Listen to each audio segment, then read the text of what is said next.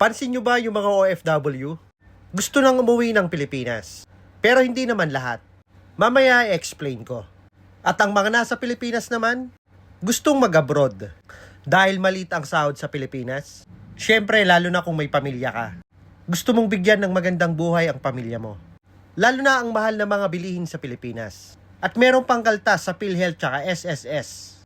Pag nasa abroad ka, mas malaki ang sahod mo. Tapos kapag Middle East, wala pang tax. Bukod sa salary, meron pa kayong accommodation, tsaka transportation. Kaya kadalasan makukuha mo ang sahod mo ng buo. Kaya ang ibang OFW, lalo na yung may mga naipundar na bahay, kotse, may investment or business, may life insurance or health insurance, at may sapat ng savings, gusto nang umuwi ng Pilipinas. Lalo na kapag hindi nila kasama ang pamilya nila. Siyempre, mas maganda para magkakasama na sila. Pag napanood mo to, Master, saang bansa ka ba ngayon?